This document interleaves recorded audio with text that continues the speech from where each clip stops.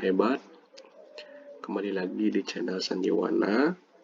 Pada kesempatan kali ini saya akan membagikan pengalaman saya terkait dengan pengelolaan kinerja di platform Merdeka Mengajar.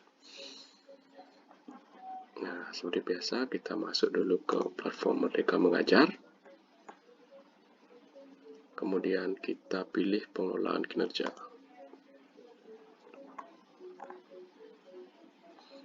Nah, pada kesempatan kali ini saya akan membagikan tahapan tindak lanjut setelah observasi praktek kinerja. Nah, mengingat sedikit kembali ke belakang Bapak Ibu ya, di mana sebelum sampai di tahap observasi praktek kinerja, kita diawali dengan menyusun SKP di platform Merdeka Mengajar. Kemudian Bapak Ibu berdiskusi dengan atasan terkait dengan jadwal observasi, kemudian mempersiapkan modul ajar atau RPP, kemudian mengunggah modul ajar atau RPP tersebut, kemudian memilih jadwal, kemudian dilakukan observasi oleh atasan sesuai dengan jadwal yang telah Bapak Ibu sepakati.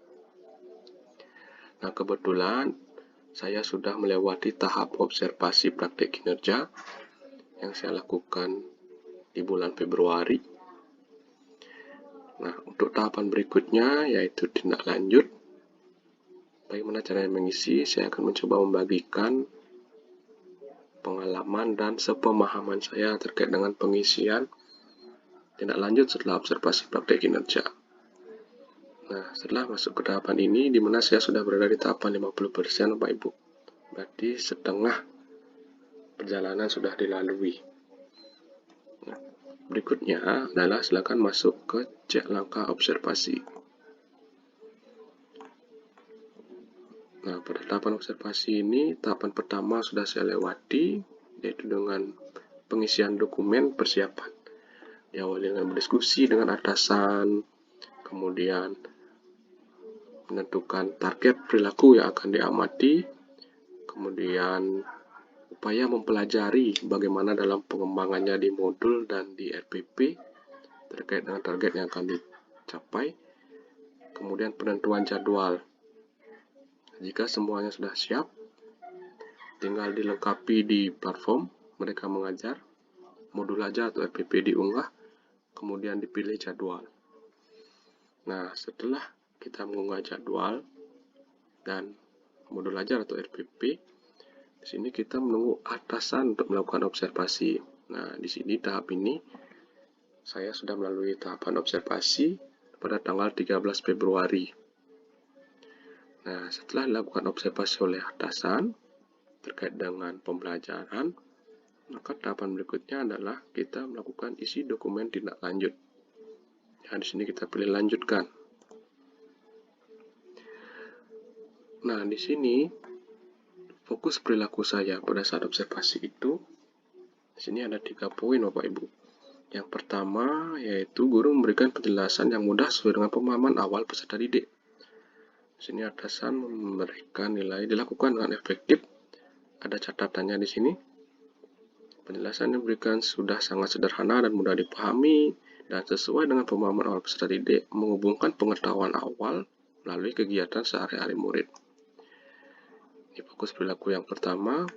Kemudian fokus perilaku yang kedua yaitu memberikan contoh yang kontekstual dan relevan dengan keseharian peserta didik. Di sini atasan memberikan penilaian dilakukan dengan efektif, di mana pada intinya di sini guru telah melakukan dan memberikan contoh yang kontekstual dan relevan dengan kehidupan sehari-hari terkait dengan persegi dan persegi panjang. Kemudian poin yang ketiga, guru menyampaikan penjelasan yang struktur dan logis. Di sini dilakukan dengan efektif. Kemudian catatan di sini, penjelasan sudah struktur dan runtut. Kemudian penjelasan diberikan sudah secara logis, mudah dipahami dan sertai dengan game yang dilakukan secara bersama. fokus perilaku yang saya ambil di sini, Bapak Ibu, adalah pembelajaran lakukan oleh guru berjalan secara sistematis dan logis.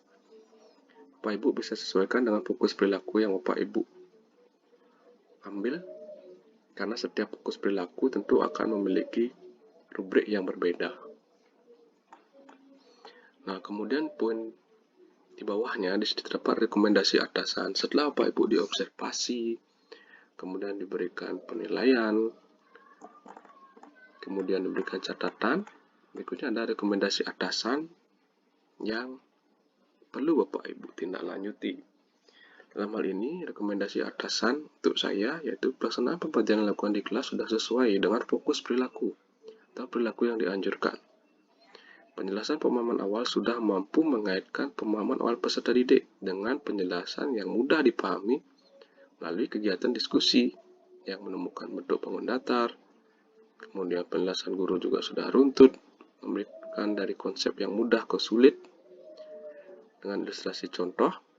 Kemudian dalam hal ini perlu pengembangan pada pengulangan beberapa bagian penting pada materi persegi dan persegi panjang. Beberapa murid memiliki kesulitan memahami beberapa bagian penting materi di persamaan dan perbedaan persegi panjang.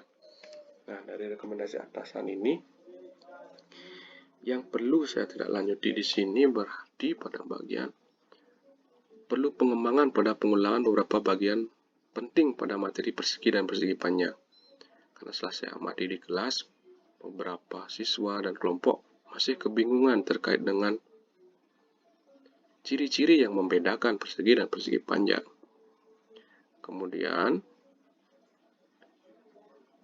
dalam hal persamaan dan perbedaan persegi dan persegi panjang. Nah, dua hal ini yang perlu saya tindak lanjuti berdasarkan rekomendasi dari atasan. Nah, untuk melakukan tindak lanjutnya, kita pilih lanjut. Nah, di poin di sini pertama ada formulir diskusi tindak lanjut observasi kelas. Nah, pada tahap ini terdapat pertanyaan apa tantangan yang Anda hadapi untuk melakukan praktik kinerja yang direncanakan selama observasi kelas. Nah, di sini saya melakukan refleksi guru perlu lebih efektif dalam mengelola waktu dan tujuan pembelajaran perlu diefisienkan. Kenapa saya menuliskan refleksi ini? Berdasarkan masukan dari atasan yang saya lihat, dalam hal pembelajaran di sini saya mengambil 2 JP dengan 4 tujuan pembelajaran dan saya merasa JP dan tujuan pembelajaran itu kurang proporsional sehingga terkesan waktu kurang efektif sehingga saya terkesan untuk agak mempercepat di beberapa bagian. Nah, dalam hal ini refleksi yang saya temukan adalah saya perlu lebih efektif dalam mengelola waktu dan tujuan pembelajaran perlu lebih efisien. Dalam hal ini, Bapak Ibu bisa menyesuaikan antara JP yang Bapak Ibu ambil dengan tujuan pembelajarannya.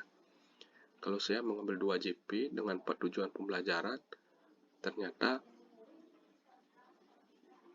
perlu diefisienkan. Mungkin bisa diimbangi dengan cukup dengan 2 TP dalam 2 JP. Atau kalau memang ingin mengambil lebih dari 2 TP dalam satu proses pembelajaran, JP bisa ditambah Bapak Ibu atau disesuaikan. Nah, jika Bapak Ibu mengalami kesulitan dalam mengisi refleksi, di sini ada panduannya Bapak Ibu. Yang pertama, kesulitan apa yang Bapak Ibu hadapi? Kemudian, aspek praktik apa yang ingin Bapak Ibu efektifkan? Kemudian, perubahan praktik agar lebih berdampak pada pembelajaran. Jadi, ketiga poin ini bisa Bapak Ibu rangkai di refleksi guru. Nah, berikutnya ada pilihan belajar dari PMM. Nah, di sini berdasarkan Perdijen 2626 tahun 2023, Bapak Ibu bisa memilih sesuai dengan kebutuhan dan minat dari Bapak Ibu. Kalau saya di sini tertarik pada poin instruksi pembelajaran yang mencakup strategi dan komunikasi untuk menemukan minat dan nalar kritis peserta didik. Nah, adapun pilihan modulnya di sini ada ide praktis penggunaan alat matematika, permainan kaya numerasi, kreativitas dan inovasi. Nah, kalau saya di sini memilih kreativitas dan inovasi. Ada juga pun latar belakang sosial, budaya, agama, dan ekonomi yang relevan dengan kebutuhan belajar peserta didik. Kalau saya di sini ada pilihannya Pak Ibu ya. Ada dunia yang berwarna, negeri yang penuh harmoni, sekolahku yang bineka. Kemudian ada desain pembelajaran yang relevan dengan kondisi di sekitar sekolah dengan melibatkan peserta didik. Nah, ada pilihan modulnya. Mendesain P5, layanan peminatan dan perencanaan individual, pendidikan inklusif berbasis HAM.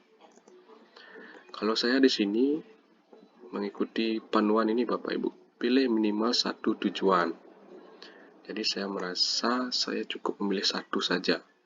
Kalau Bapak Ibu ingin memilih lebih dari satu dan merasa memiliki kebutuhan sesuai dengan ketiga hal ini, bisa Bapak Ibu centang dan sesuaikan dengan modul yang akan Bapak Ibu pilih.